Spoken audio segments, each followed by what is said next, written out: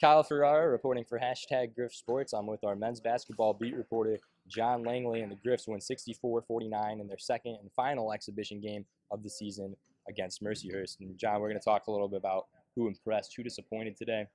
One guy that stood out to me, despite poor overall shooting numbers, he was 4 of 13 in the game, but he started out hot in the first half, is Zach Lewis. What did you think of him tonight? Zach got off to a good start with 2 of his 3-pointers going down and some nice drives to the basket. While his shooting was a little inconsistent throughout the whole game, he went completely cold in the second half and end of the first half.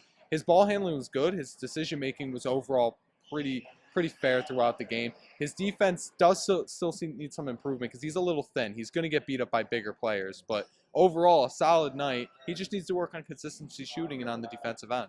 Sticking with that guard spot, Jeremiah Williams could be a strong facilitator in this offense. Yeah, he's a really good ball handler. He's a great passer. He's going to find his shots, and that's his game. You know, he's not going to light up the scoreboard with 20 points, but he's going to distribute the ball. He's going to be very smart.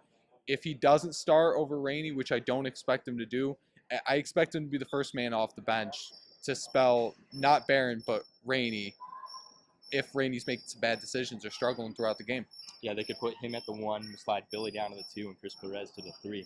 And that might be best. Honestly, that might actually put their best lineup on the floor. It may not. Rainey might be a better shooter, but he's a streaky shooter. And while Williams doesn't give you the jump shot, he's going to give you good decisions and good playmaking. Yeah, and that remains to be seen as we get deeper into the season. And now moving over to the bigs a little bit, Jordan Heath showed tonight that he's more than just a down-low offensive force. Well, he wasn't a big down-low force last year anyway, but he adds that with his length. He doesn't, at this level, he doesn't have to be a dynamic post player because he's just bigger than everyone else. He can get away with everything. He was a great shooter last year, and he's even better this year. He's more consistent. If I do remember correctly, 3 or 4 from the three-point line. He didn't take too many. So he's definitely playing very well and shooting a lot better this year. If he can translate that down low on the post, I think he's going to be one of the most dangerous players in the MAC.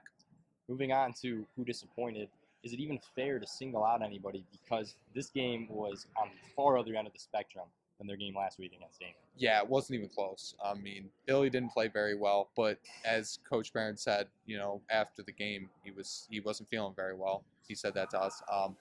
But as a team collectively, it wasn't very good. You put up just over 60 points against the Division II team. It's not fair to say this about Mercyhurst, but you should wipe the floor with them as a Division I team. And on defense in the first half, it was pitiful. Too many fouls. They were getting out rebounded. They got outclassed in the first half, even though it was a tie game. And in the second half, I'm not sure whether it was the defense or whether it was Mercyhurst's lack of scoring. I'll go with the defense. I'll give them the benefit of the doubt. But they didn't play very well this game. And Coach Barron must be disappointed. You would think he is. And the final score, 64-49, with that 15-point lead, isn't indicative of how close this game actually was. Yeah, Mercyhurst really took it to him. Some good shots in the first half. They made some deep threes when they needed to, right out of the gym. They played well. I'm going to give Mercyhurst their credit, but Kanish just needs to take a look in the mirror right now because it wasn't a very good performance. And while we could have picked apart the defense last week against Damon, it was the complete opposite. The offense was just abysmal today, and they'll get it corrected. They'll do it by Monday. Yeah, well, the Griffs, it starts for real on Monday against South Dakota State. We'll be back here for that. Again, they win 64-49 over Mercyhurst. Kyle Ferrara and John Langley reporting for hashtag Griff Sports.